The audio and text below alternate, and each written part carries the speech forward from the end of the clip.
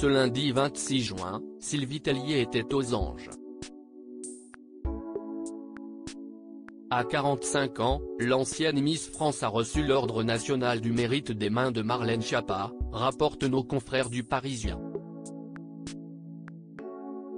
La cérémonie s'est déroulée dans le jardin de l'hôtel de Rothelin-Charolais, dans le 7e arrondissement de Paris, devant le regard ému de ses proches et de ses homologues, Diane Lair et Nathalie Marquet.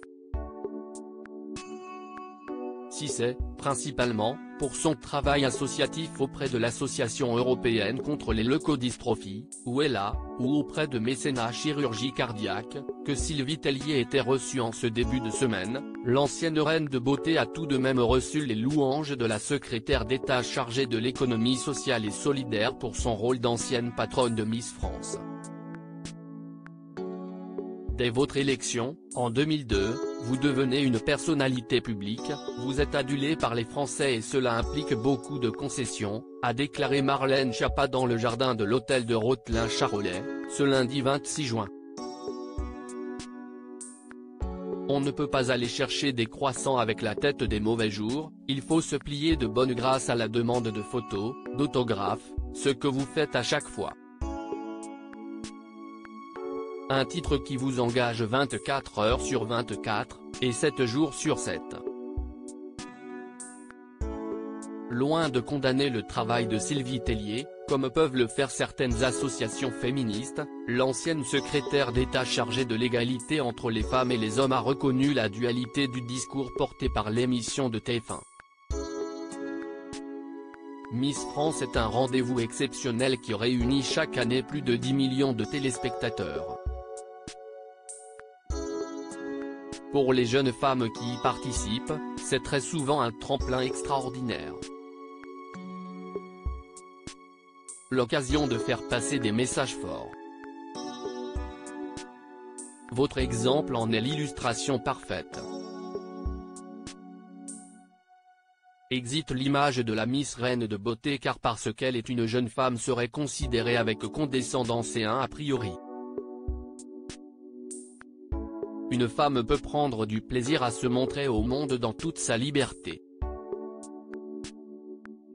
Supérieur à Marlène Schiappa, Nicolas Sarkozy. Ces politiques qui ont renoué avec leur ex. Marlène Schiappa, la ministre de tous les féminismes depuis son arrivée au gouvernement d'Elisabeth Borne, Marlène Schiappa n'a eu de cesse de faire parler d'elle. En avril dernier, la secrétaire d'État chargée de l'économie sociale et solidaire créait la polémique en annonçant qu'elle avait posé pour le magazine de charme Playboy. Si cette annonce avait créé l'horreur au sein du gouvernement, elle avait au moins eu le mérite de créer le débat autour du rôle à jouer par les politiques.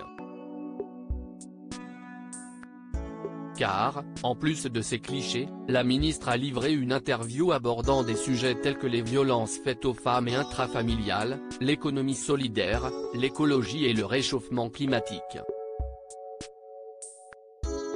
Au niveau national, elle avait fourni de quoi faire parler dans les chaumières. Marlène Schiappa est la seule ministre capable d'aller répondre aux questions d'un magazine comme Playboy, c'est d'ailleurs la première femme politique à en faire la couverture, s'étaient exprimés des défenseurs de la ministre sur Twitter. Cette semaine, Marlène Schiappa a donné une nouvelle dimension à ses combats politiques, en reconnaissant la double identité du travail féministe conduit par Sylvie Tellier. Article écrit en collaboration avec 6 médias Crédit Photo, Blondette et Lyotta Baka.